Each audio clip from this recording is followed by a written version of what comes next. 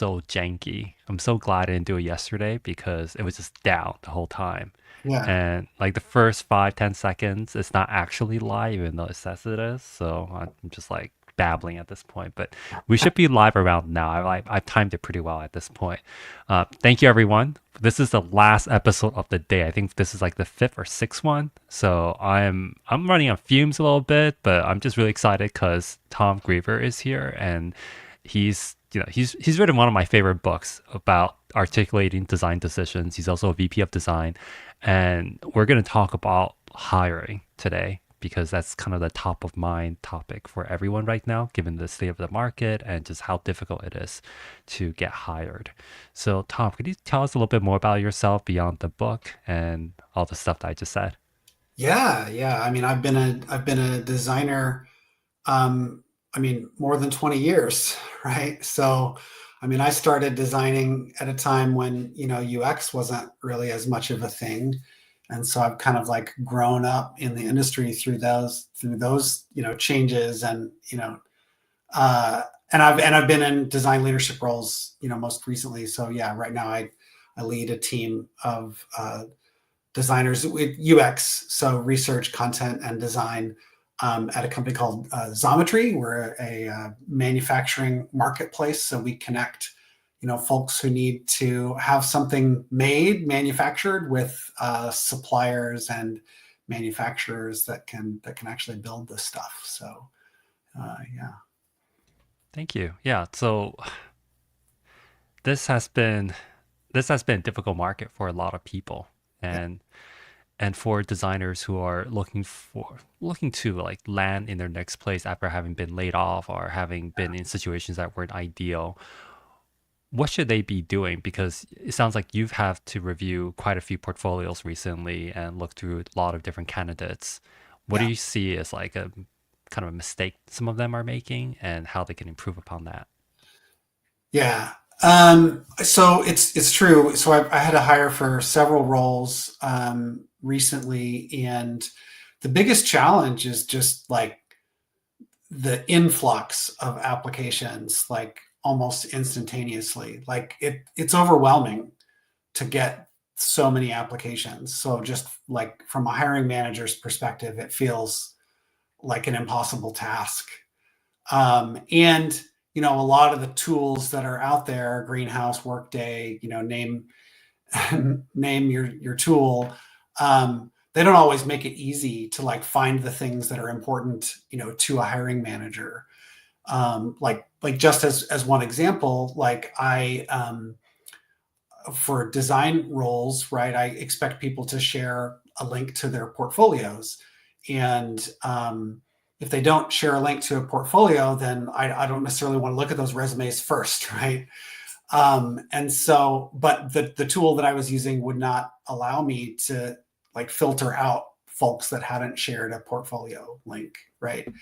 But then also as a hiring manager, like even within that, there are ways that these systems work that make it either easier or difficult for me as a hiring manager. So for instance, like PDF readers inside these systems tend to be okay. So if I'm going to look at someone's resume, if it's a PDF, it opens the preview like right there for me, right? But it's common for someone to send another format, which I know sometimes people are encouraged to send like a text-based format or like a Word document. But those readers don't show as well, like visually. So like while the systems may be able to read those resumes a bit easier, for me as like a human reviewing an application, it actually becomes way more difficult. Um, I've even had times where people, put in their portfolio link in the field for the portfolio, but they just put like their name.com or whatever. They didn't put http:// which seems like such a trivial thing.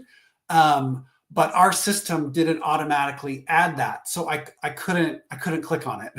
Right, so like about half of the ones that we got, I'm having to like select and copy and paste. And again, when you're talking about 800 or 900 applications, those little interaction points for me as a hiring manager really add up and make it more difficult for me. And don't get me wrong, I'm like sympathetic to the folks that are hiring or the folks that are like applying too, because every system is a little bit different. Every field you have to fill out is a little, it's really time consuming, right? So like, I don't think there's a perfect answer, but anyway, that's what comes to mind for me is like as a hiring manager from a usability perspective, it can be really hard to sift through those applications and filling out the forms that people ask you to fill out. Believe it or not, sometimes it makes a difference in whether or not I have a few extra seconds to click that link or view that resume when I'm trying to very quickly, kind of like go through the applications that come in. It's hard to do. Yeah.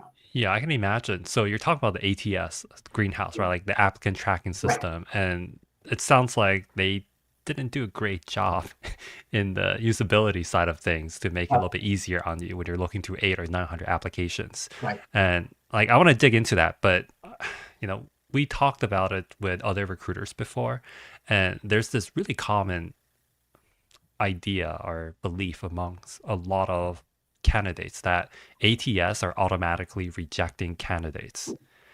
And there's this saying like you gotta beat the ATS, and almost all recruiters who are experienced would say, okay, that is not true. But I want to hear from a hiring manager, like, Yeah. is I, there any automation in there? there's zero automation. I have seen that message communicated to job seekers as well, and at least on my end, I've never seen an automation that would automatically screen out candidates. Um, and so that's and I personally look at every application that comes in as I'm going through it, right? And sometimes we'll have recruiters that'll help sort out stuff, right? Like there's Yeah. certain things that become easier to screen people for, right? In particular, like when we post jobs that say that they're U.S. only, they're actually US only, right? And so we have to filter out folks that are even in Canada, right?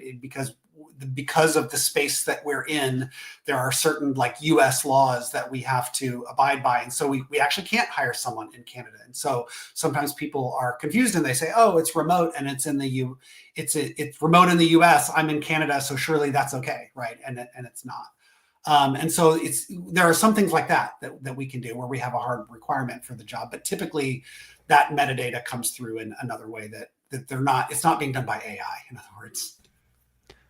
It's still insane to me that you're looking through 800 or 900 applications and you're looking through all of them. What's like the average time you spend on each? I know this is kind of a spicy question. Oh, right. Yeah. I mean, so you do it in multiple levels, right? Where it's like, okay, I'll do a quick pass where I filter out all the obvious ones that are like Yeah. not qualified at all, right? And in those cases, it's just a very click, kind of just like next, next, next. I mean, it's just a couple seconds on each one, right? And you can whittle that down to about half pretty easily. And at that point, I will often use manual filters like location, or like if they didn't provide a portfolio link, and I know that's really important to me, then I will filter that list and kind of screen those out automatically. Um, then I tend to look a bit more at years of experience, right? Because typically, even when we post a role, we can post a senior UX role and we'll get people that are earlier in their career. We'll also get people who are later in their career, right? And so that becomes a little bit easier. There is some flexibility there, though. I will say, like, I would never discourage someone from applying for a role that they feel like they're not qualified for, or for applying for a role that they feel like is a level below them, right? That's not what I'm saying. I'm just saying that depending on the needs of the business and where we happen to be at the moment, I may choose to I'll put it this way: sort them into different lists, right? Where I've got a list of folks who are maybe a little bit below that level, ones who fit, and ones who are a bit above. And that doesn't mean that I won't eventually screen those or come back to them, but it's helpful to kind of like sort them in that way. Once I kind of get down to like more of like a medium or slightly smaller list, then I either look at their resume, LinkedIn, or their portfolio, or all three. And at least for me, so it depends on the role, right? Because we may have certain things that we're trying to optimize for. And this is the part that can be super difficult to know as a candidate, even reading a job description, because I know for us, a lot of the times um, the senior UX designer job description is the same one we used last time, right? We're just kind of, we're reusing Yeah. it. We'll look at it, we'll refresh it, but typically, depending on the role that we have open, it may be in one particular domain of our business or one particular area, and we don't necessarily call that out in the job description. And so, while they're not always hard requirements, sometimes it's easy to look for someone who has experience in this particular area that we're trying to optimize for. Whether it's like a financial product or a marketplace specific thing or advertising, right? There are different kind of domains that our teams work on, and that's helpful if we can index there. Just as often, though, for me as a leader, I'm trying to find folks that I know use language that I believe communicates something about their understanding of UX and UX's place in kind of like the product and tech life cycle that aligns with how our team thinks and operates, right? So like a big one for me, and this might be controversial to some, is if I see, UX/UI on someone's resume, or if they don't appear to really understand what their role is, like if they say they're a graphic designer, web designer, UX designer, right? Those to me aren't like immediate screens, but it's definitely a red flag. Like, okay, this person's thinking may not be aligned with the way that we think about UX and design and research on our teams, right? And so in the interest of making sure we're building teams that have similar perspectives on how UX teams function together, that's an important factor for us to consider. Yeah, that's so interesting because I harbor the same conceptions about UX/UI designers. Like Yeah, if I see that title, my brain just automatically goes to the stereotype yeah. that is probably accurate maybe like 90% of the time, but it's just tragic that if you get caught in like the last 5 or 10%, you're kind of people are going to assume things about you, which is unfortunate, but that's kind of the name of the game when it comes to dealing with this kind of volume right now. And I think that's the point that's important there, is that when you're talking about this kind of volume, you have to make some choices about how to whittle down this list. And I'll be honest, they don't always seem fair, right? Sometimes No, it's like, well, it's not I've got to fair. figure out how to get this list down to something manageable. And that's one thing I know that I can index on that is a proxy perhaps to a fit, in terms of the mental model for how our teams are gonna function and work together. And it's just one thing that we sometimes look at. So I appreciate that. And sorry to interrupt, but everyone, if you wouldn't mind looking into the GoFundMe link and making a donation of, say, a suggested $25, we would greatly appreciate it. If you have a little bit more you can spare, we would appreciate that as well. This is going to be really helpful for Tiffany to help rebuild her life after losing her home in Altadena from the wildlife fires. So it's going to be, it's going to be a really tough uphill battle for everyone. But yeah, we really appreciate any money you can spare and any help that you can give. So thank you so much. And going back to this, I, you mentioned earlier about how there are years of experience and there's this idea that some people would say, well, I was told I was overqualified for this role. And I think a lot of candidates think, well, that's like another euphemism for something else. mm. Uh, do you believe people can be overqualified for a role? And is that like a screening indicator? Yeah. So I think, at least so I mean, I think what you're saying is that that it's a different form of ageism, right? Or it's a way to screen folks out, kind of like based on years of experience and age. Here's what I will say my concerns end up being when it comes to folks that have more experience than we're looking for. And this is not to say that I wouldn't be willing to have a conversation with somebody about it, right? I would definitely want to be upfront, but there are a few things. One question that pops up is like, well, is this person's compensation expectations going to be in line with what we want? Depending on the role, depending on where we are as a business, we may be limited in terms of what we can offer, and that's just a super practical like consideration that we have to take into account.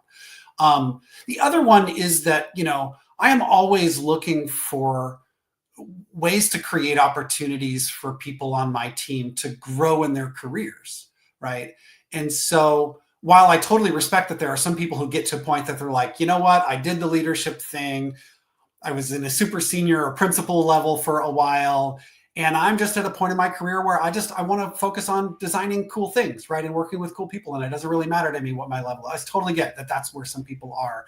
um, I also want to be sure that I'm setting people up for success. I don't want to create an environment where someone is bored, right? Where someone is not engaged at the level that I need them to be to really be excited to like kind of like really lean into a problem space. And I'm definitely not trying to imply that people with more years of experience aren't capable of that, but just that's the concern that comes up in people's mind, I think, when they think about that. And so for me, if I had a candidate that I felt like was, we'll use the term, overqualified, right? Yeah. Maybe they have more years of experience than what we were looking for. If I really felt like they were a good fit, I would just expect to have a candid conversation with them and be like, hey, look, we think you're great. Here's my concerns. You tell me how you would address, like, how do you react to that? What's your response? And the way that they respond to that would tell me a lot about how they're thinking and what they're looking for. And that would be an important part of the conversation to have up front. Yeah, that's a it's a pretty tough conversation, I Yeah. think, at times because you're seeing more, it feels like there are more flattening happening across Mm. organizations, and there are much fewer manager or director level roles nowadays. And it feels like they're being pushed into becoming more senior ICs again. Right. And they're applying for these jobs, and I think that's a tough part, right? Because what they like to be a director again, yeah, absolutely, but they also need a job, and the Right. only available jobs right now are more like lead level, Yeah. perhaps, or staff level, and that's kind of a difference where not necessarily a step down, but also they're just kind of doing different work altogether, Yeah. and that's a tough conversation, I can imagine. It is. I know that leaders worry that person will leave as soon as they do find that director role, right? Yeah, And so if I were a job seeker, and actually, by the way, and this is additional context that might be worth diving into as well. I was a part of a round of layoffs in 2023. It took me nearly a year to find the new role that I am in now, and I've only been in this role for about 7 months, right? So like, I've been on both sides of this equation very recently. And so what I would say is that, like, as a job seeker, if you're in that position, I don't think it's inappropriate to state up front in your very first communication, like, hey, I might have more experience than what you're looking for. Let me tell you why that's not a concern, right? Like, I don't, if we know that that's what hiring managers are likely thinking when they look at my application, then I would just want to be upfront about that, like right from the get go. Otherwise, it's going to be up to them to decide if they screen me out or not based solely on that one piece of information. got it. Thank you. And also want to kind of go back a little bit because you said so many interesting things.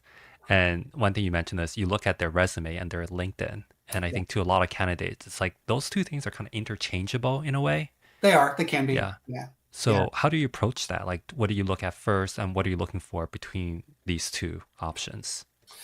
Right. So it really, some of it just depends on which one happens to be more accessible Right. to me. And right. So like, if I can click the link and it'll open in LinkedIn, that's probably more convenient for me.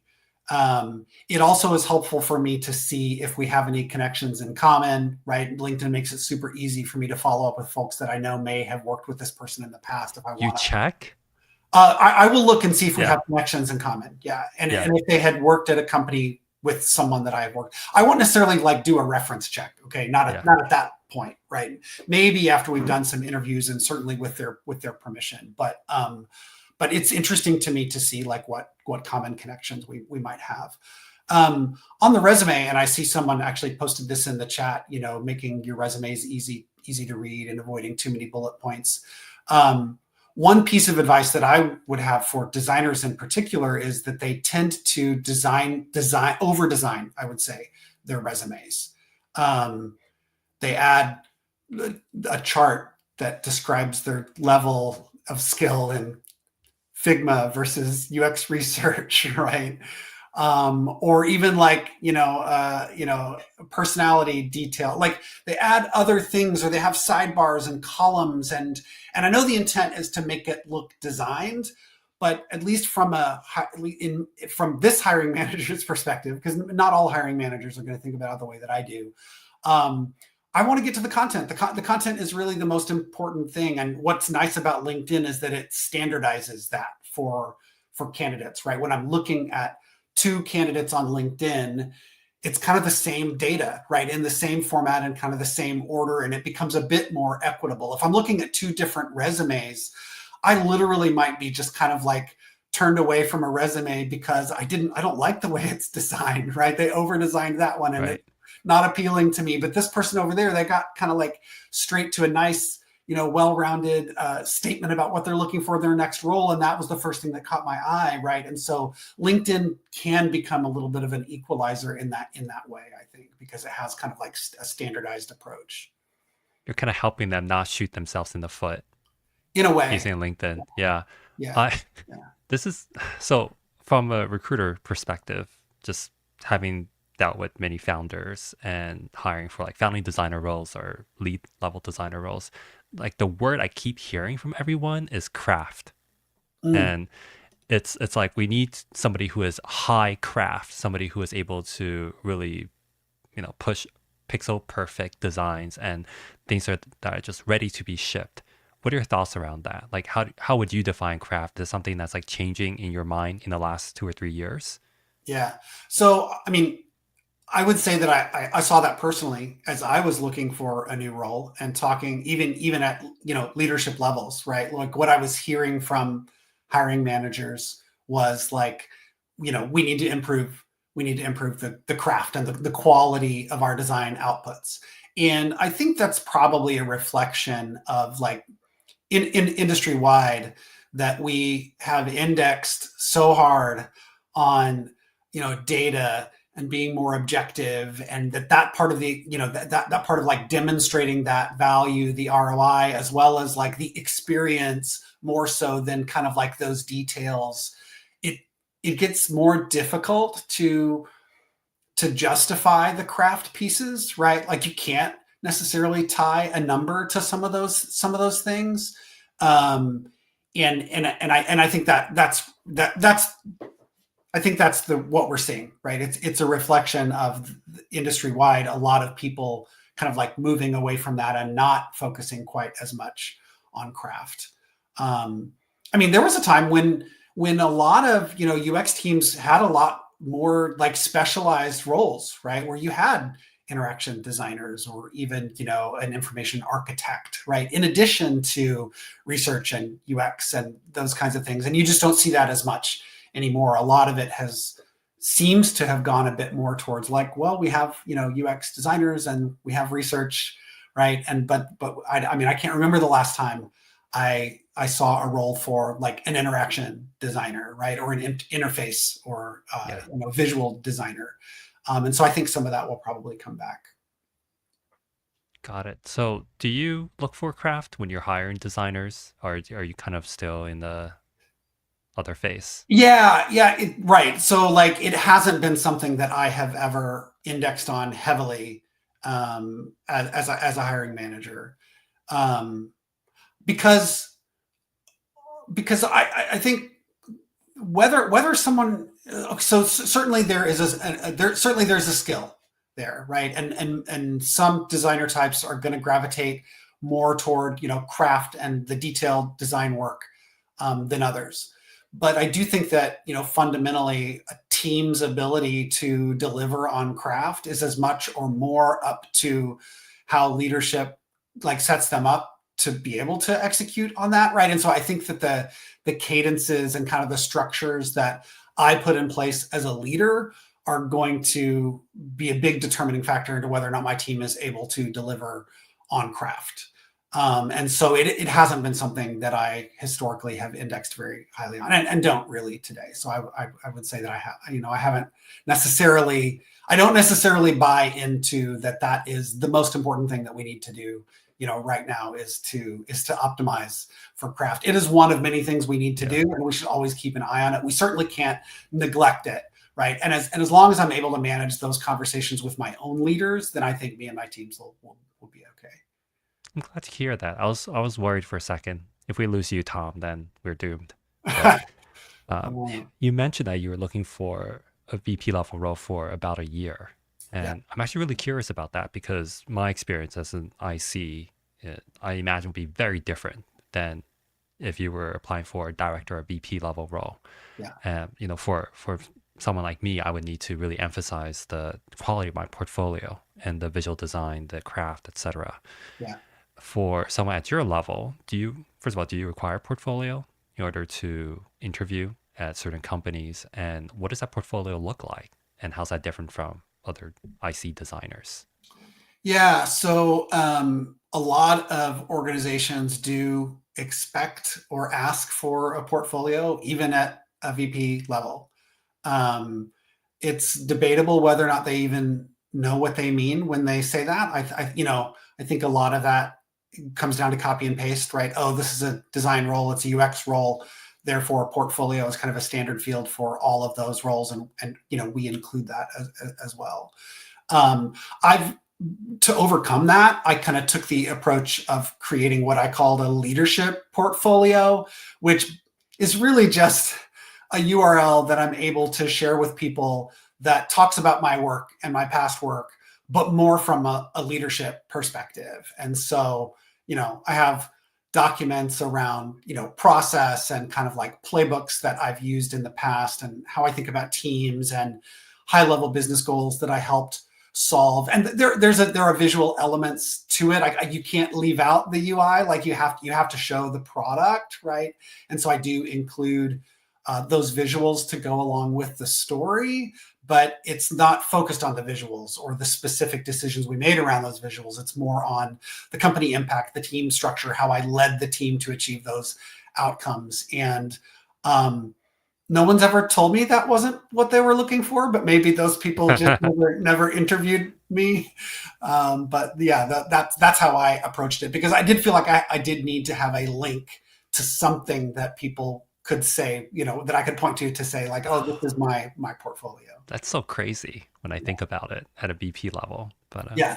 Well, and I also ended up making, and this is something I learned in the process, that was relatively new to me, was I created both a PDF version as well as a URL, because I kept hearing from people that, like, depending on how they saw the application in their ATS or the email or whatever, they may have either seen the link or the PDF attached alongside my resume. And so I just got to where I was providing both, because I was never sure which one was going to be more yeah, valuable to people. ATS is such a mystery. But Yeah. we have a great question from Kylie that I want to highlight real soon. But in terms of donations, we got a few donations. Two anonymous at $25, James Franklin at 100, and Priska at 10, and Marissa K also as well. So thank you so much everyone for donating, and it's gonna go a long way. The top donor of this hour, I will spend an hour with you talking through your portfolio or salary negotiation or anything else you would like. I've seen probably hundreds of portfolios at this point, and also I've helped quite a few designers try to figure out like their unique value proposition. So I'm really looking forward to working with you. Whoever can donate the most during this session, happy to work with you going forward and try to help you find your next role. So yeah, Kylie asks, "Hi Tom, could you highlight some key takeaways from your book articulating design decisions and how they apply to the design hiring process, especially when designers have limited time to communicate decisions during case study presentations?" Great question. Yeah, I think a lot of the principles and the approach in the book apply. I mean, they apply just as much to, giving a portfolio presentation as they do, just Yeah. a design review, with an executive stakeholder at the company you already work for. So, yeah, so I think a lot of those things are relevant.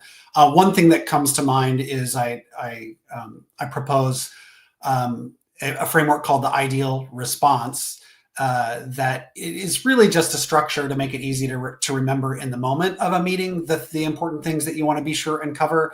But you can almost use that like as an agenda to talk through your portfolio, right? So the I is identify the problem, the D is to describe your solution, which is certainly the part of your portfolio, like the visual part especially. The E is empathize with the user, right? We got to bring the customer into it.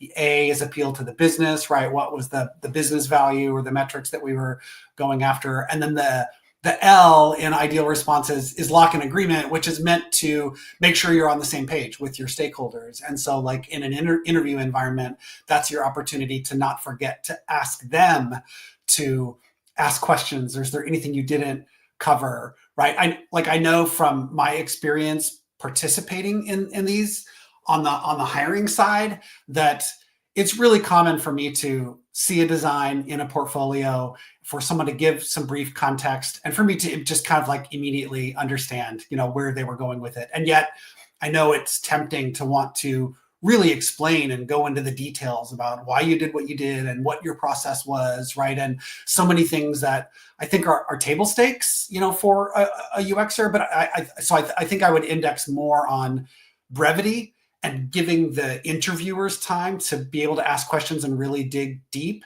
than to risk going way too deep on context and why you did what you did, and not leaving enough time for them to really like ask questions and have a discussion, because that discussion is a really valuable, maybe the most valuable part of the interview process.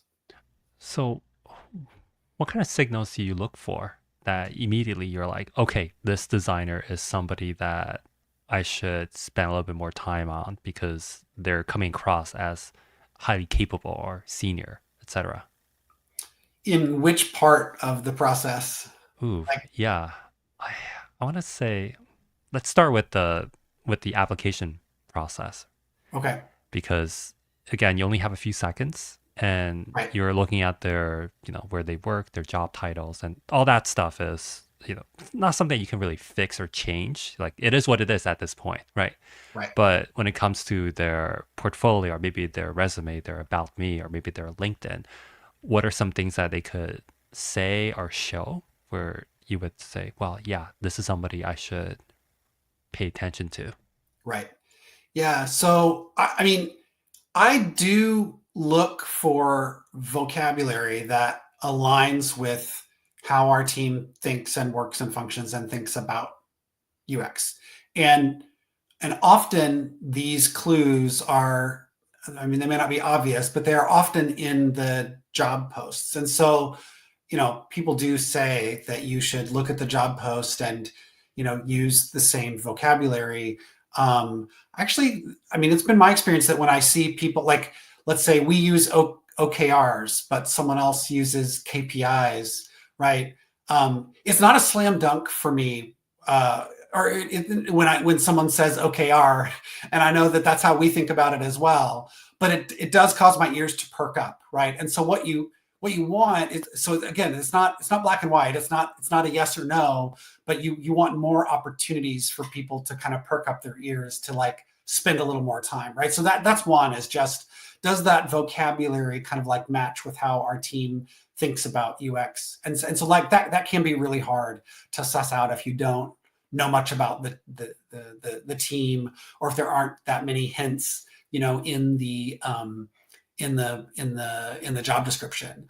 But like as an example, with my most recent role, the role that I have now, when I was interviewing for that role, one of the bullets that they were looking for was someone with experience in service design, right? Well, I didn't know how important that was going to be to the job, but in that first interview, I was sure to mention, like, just very briefly, like, oh, service design this and service design that. That really caught the attention of the hiring manager, because they knew that that was a priority for this particular role. So like, I don't think you can underestimate the stuff that is written in the job description, and reusing like some of that vocabulary. So that's definitely one thing that catches my eye. So there are a lot of these AI tools now that will take a job description and basically rewrite your resume around those Right, keywords that it's extracted. right. Yay or nay? So I've never used it myself to do that, and I can't. I don't know if anyone's ever submitted a resume that I have reviewed Yeah. that did use that. I mean, I wouldn't want to. I personally wouldn't want to do that unless I reviewed it before submitting it. Like, I wouldn't want to just blindly upload my resume without reading it first. But at first blush, I mean, it seems worth trying. I don't Yeah. I don't know whether or not it would be effective or not, but I mean, if that can save some time, I think there's probably value in that. I see. And we're seeing so many advice coming across now about how designers should be putting in the business outcomes that their Yeah, designs achieved on yeah, their resume or on their LinkedIn. So they would say, we did a redesign or we made some changes that's increased user conversion by 34.3%. right. And I think the feedback that I'm also the negative feedback I'm hearing about that is that how do you know your design actually did that? Like you're just kind of pulling it out of thin air. Yeah, And how do I even verify that? It's kind of like a thing that we're told to write out to seem more senior. What are right. your thoughts around that? So I definitely do look for language that tells me that they think about outcomes. Um, I don't need it to be 34.3%. In fact, I would probably be a little bit skeptical if I saw a very precise number sort of like attached to a redesign. What's important to me is that they demonstrate that thinking, right? Even if it was like this was the metric we intended to, like our goal was to improve this metric. Maybe they never got to ship it, right? And those circumstances often are out of their control, right? Like that's okay. The important part for me isn't that they actually achieved that number as much as it is that they understand the connection between the work that they've done and the outcome that Mm. they're trying to achieve. And if I see that, that's really the only thing that I need to see. Again, to perk up my ears, to cause me to like pause and read a little bit longer and possibly schedule them for an interview. Yeah. How do they communicate that to understand the connection between the work they're doing and the business outcome as opposed to just throwing out those random numbers? Yeah. So, like one thing, I actually saw this as a tip when I was a job seeker recently, which was to like kind of re flip the way that you talk about the work that you did. So, it's typical to say like, you know, I I led, this effort to redesign this property in order to achieve this outcome. And the advice was that you should switch it and lead with the outcome by saying, like, I improved conversion through a redesign that I led with my partners and peers in, product and that like by starting with that outcome, that's a good way of like bringing, boiling that more to the top. And it makes it sound more actionable too, right? Like you're kind of starting with a verb and an outcome. Otherwise, and this is maybe a differentiate, could be a differentiator too, because most resumes start with I led, I Yeah. designed, I researched, right? This thing, right? Versus if you flip it and start with that outcome, that can be a really powerful way to kind of grab the attention of the reader. So going back to the original question where he's like, which part? So we're moving past the application process now and we're going into the interview Yeah. with the candidate. You're speaking to them. What are you looking for to kind of gauge if they're the right candidate to invest more time in early on? Yeah. So we kind of we do it in a couple of different themes typically, and we have different folks on the team like try to optimize for different themes. One is just kind of like overall fit, thinking about UX, design thinking, research, and how they have incorporated, used, or even facilitated research on their own in the past if they have. And so a lot of that is just do they think about UX and design in similar ways to our team. Another one, it tends to be a bit more on domain experience. We try to get a little bit more detailed about the domains or industries that they have worked in. And for me, it's not as important that they've worked exactly in our domain because very few people have, right? Like I'm not looking for people with manufacturing experience because we happen to be a marketplace for manufacturing, but I am trying to connect the dots with adjacencies that people have either in marketplaces or financial service products or service design, right? Some of those things that we have that other people might have experience. And so that's kind of like what I'm trying to tease out. And so it's helpful for me when people connect those dots in the course of that conversation and know that, can sort of recognize that's what we're trying to look for. I see. Thank you for explaining this so succinctly. It's almost as if you're an author of a book. around this topic.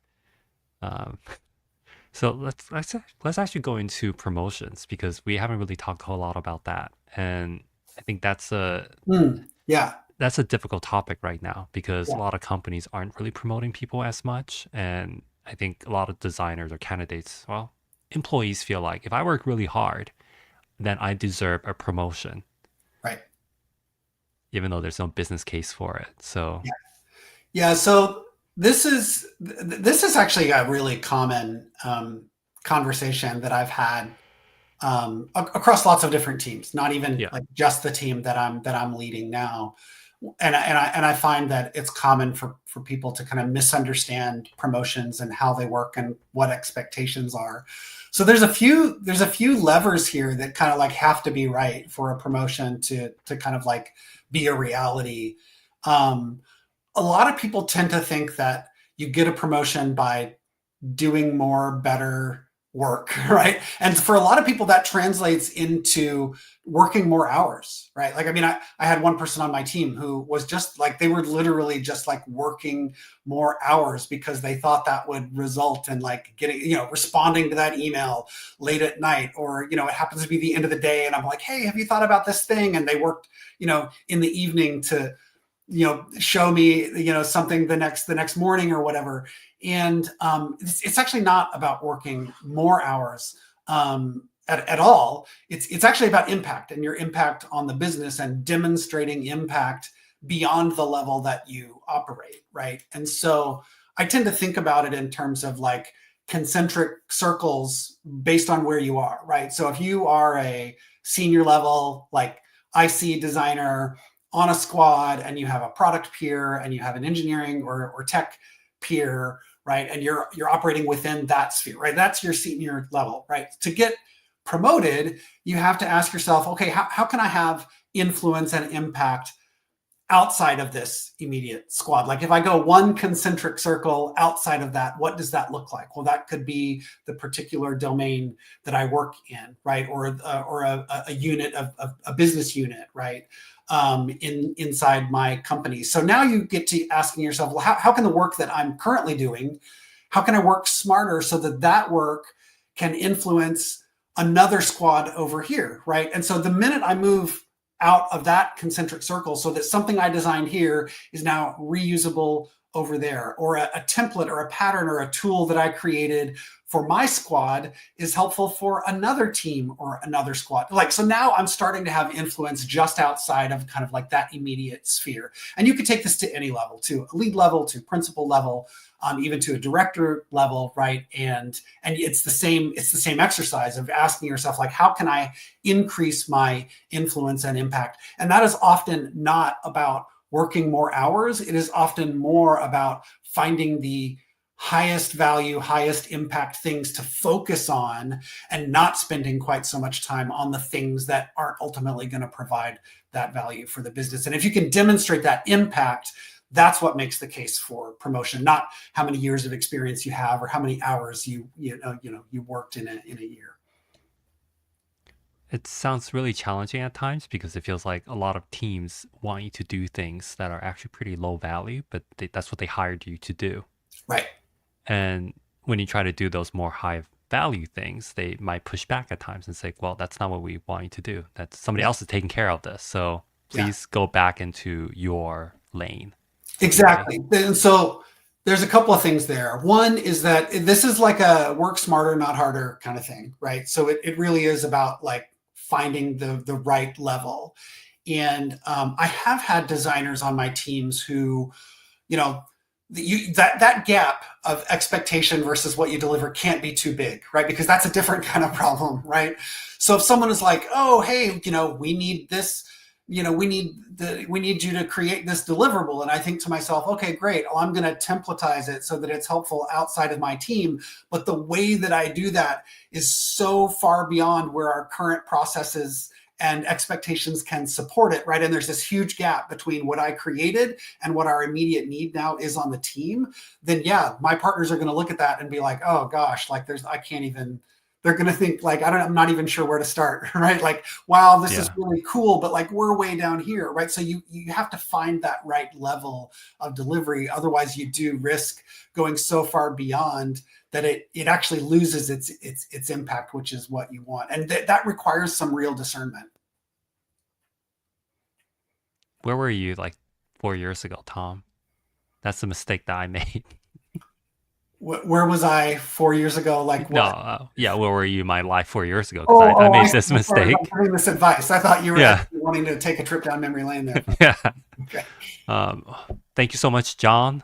John Moore and Lex Roman. John Moore is probably our highest donor at this point. He's donated multiple times. Really appreciate you, John. And he was actually over as a guest earlier on talking about his Amazon business that he kicked off using his design skills. So that was fascinating. Folks, if you're able to donate, really, we would really appreciate it. And again, top donor for this hour, happy to give you a coaching session and talk about anything you like. And always appreciate it. Thank you, everyone. Um, Tom, I kind of want. He's like very unhappy right now. I don't know if you can hear him. Yeah, I can. Yeah. That's Oh awesome. man, what I want to ask you about. This is a kind of a stupid question, but has the book helped you in your job search? Like, has that opened doors for you? Um, so yeah, yes and no, right? So it has been both a benefit, and I believe, I have a hunch that it is occasionally a liability. So let's talk about the benefit. The benefit is that I have a much wider network.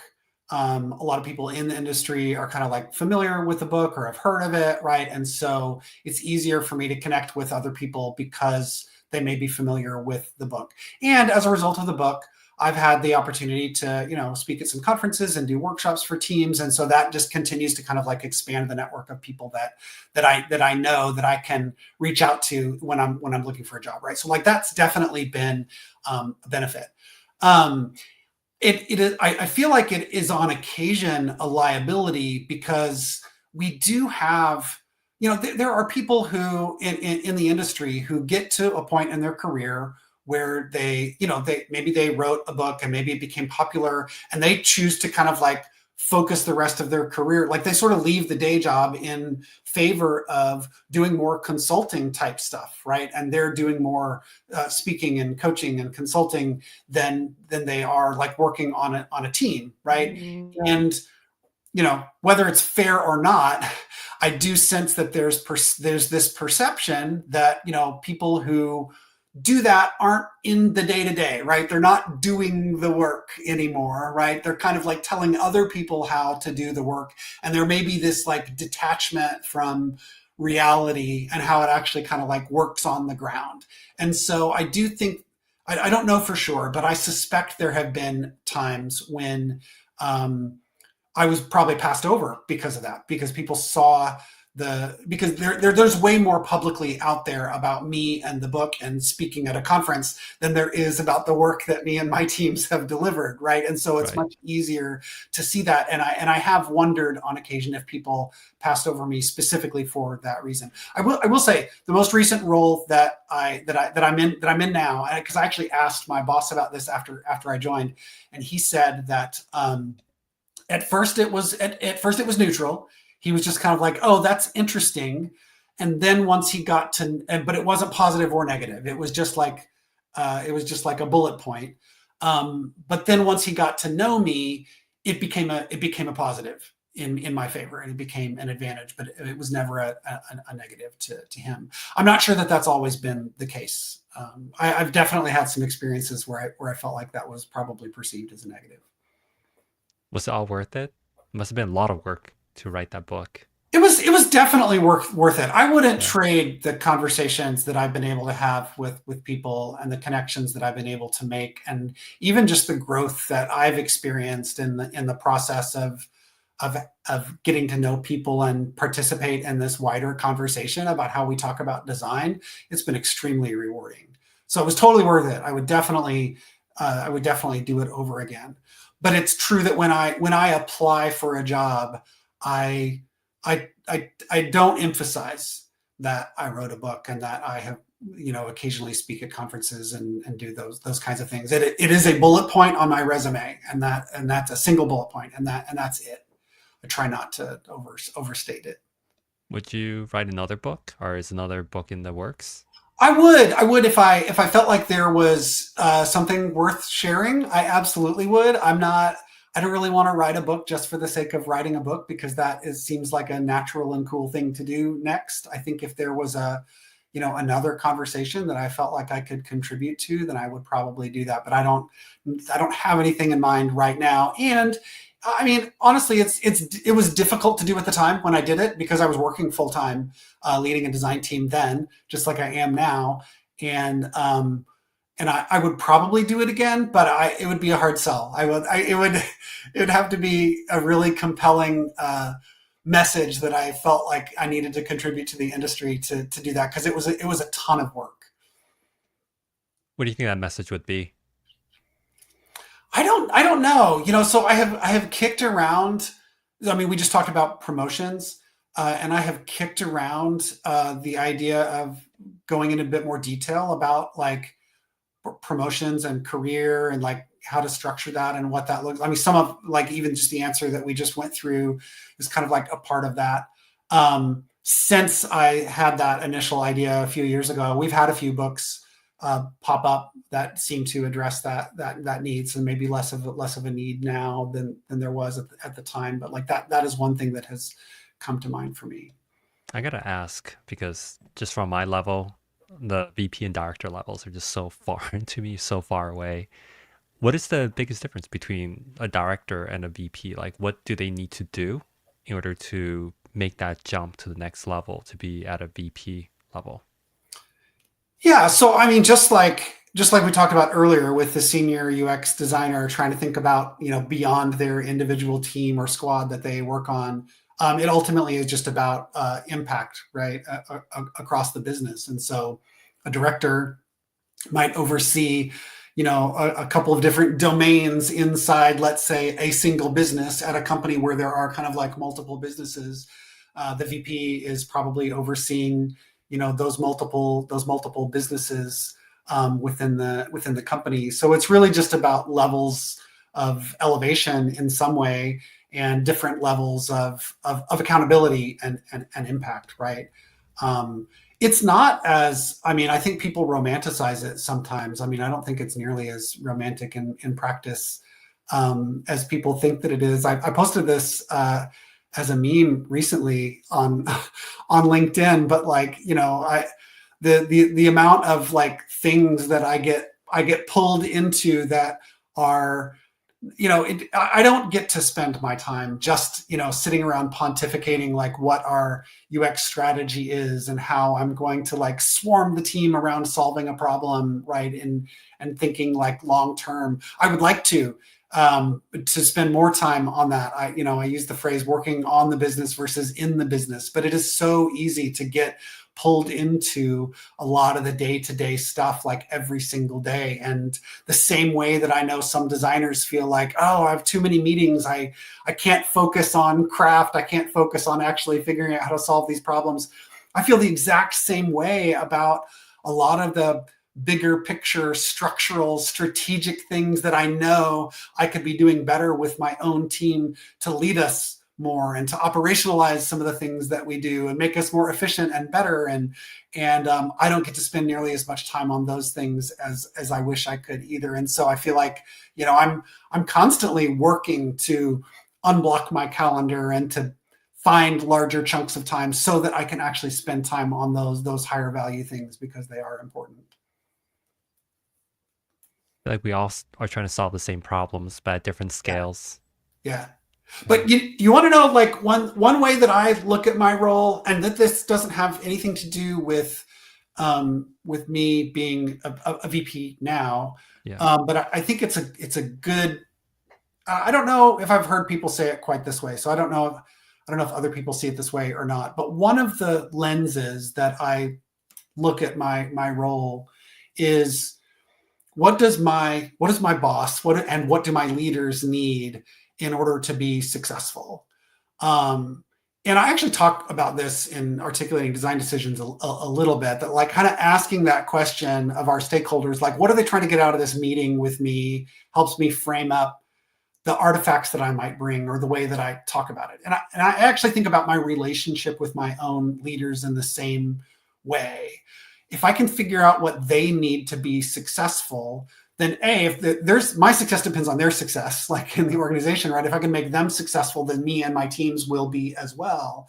But also it builds into the relationship in a way that is really positive in my experience, because if I do want to expand my influence in the organization to get that promotion, right, then the way to do that is to provide my own leader who has greater influence over the organization, to provide them with the things that they need to be able to do that as well and to have that impact. And if I can point to those things and be like, hey, I contributed to that, I contributed to that impact and to those outcomes that we achieved because I was focused on trying to help make sure my leaders had what they need, then it almost always helps me in my career, right? And I think that sometimes about and so that's kind of like first lens. Second lens often is like, what does my team need from me to be successful too, right? So I'm doing things that help my bosses be successful, and then I'm trying to figure out how those translate them to the things that my own team now needs to be successful as well. And so using kind of like those two lenses, managing up is what some people say, managing up and down, right? Like those are different ways that I think about it. So, oh, you're muted, hon. This is the first time I made it. Well, second time so far today, but I feel like an amateur. And I feel like I'm reading too much into it. But when you say figure it out, like what they're trying to get out of this interaction or this meeting, Mm. it sounds as if you almost can't even just ask them, like, what are you trying to get out of it? Like, does it feel like it's deeper than that or? No, it's not. No, it's not more complicated than that. So I do try to read between the lines sometimes, right? And I'll say something like, "Hey, what I hear you saying is, if we had this, then that would really help us be able to move forward. Is that right?" Sometimes I'll say that. Other times I will just ask them directly. And in those cases, I'm being more direct because I just want to be clear that that is something valuable for me to. I don't want to make an assumption that I should go off, and chase some initiative that isn't actually going to be valuable in the long run. So if I'm not sure, or if I think there's a bigger investment of time, if it's going to take me away from something else I think we've already agreed upon, then I might get more clarity. But it really can be as simple as that. Thank you, Tom. We're at the hour almost. So thank you for troopering on through all this. Paula, also thank you so much for your donation. Same with Jason. Thank you so much. We really appreciate it. Sounds like you have loyal followers, Tom. This is People no, this who, is Paula. Paula was on my team at Indigo. Yeah, we yeah, we all we all got laid off. So I'm sorry. That just seems to be how the cookie crumbles these days. yeah. But Paula's question: am I optimistic about working in design these days? Um, okay. So Paula knows me. So Paula already maybe Paula's just setting me up for this, because I think Paula already knows I tend to be optimistic about this kind of thing anyway, right? Like I tend to look for the good in even the bad situations, right? And like, try to look for the opportunity.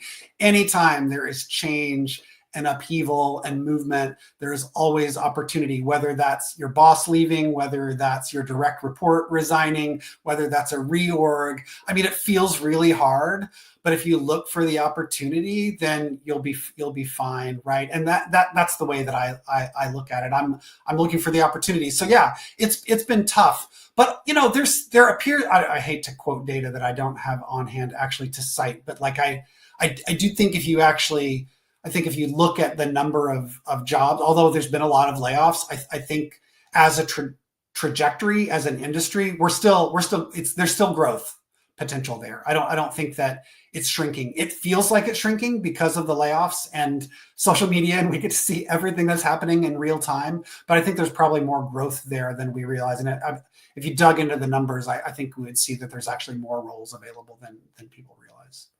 I would agree with that. I think like anytime there's any sort of a dip, the difficulty of finding a job just magnifies, and that is Cool. extremely painful, and people will react to that, rightfully so. Yeah. So I appreciate everything. Tom, thank you so much. You've given us the whole hour and you talked about so many interesting things. I've learned a lot. I've learned the mistakes I've made years ago trying to get a promotion or try to get hired. So thank you so, so much today for taking this time at this late hour. And thank you everyone for your donations. We're almost at $14,500 now. And just a few thousand dollars more, we can hit our goal of $26,000. So thank you, everyone. If you're able to donate, please donate a bit. We always, always appreciate it. And thank you so much for being here tonight, Tom. Thank you. Yep. Thanks. All right. Take care, everyone. Have a great night. And I'll see you all tomorrow for another round of endless live streams.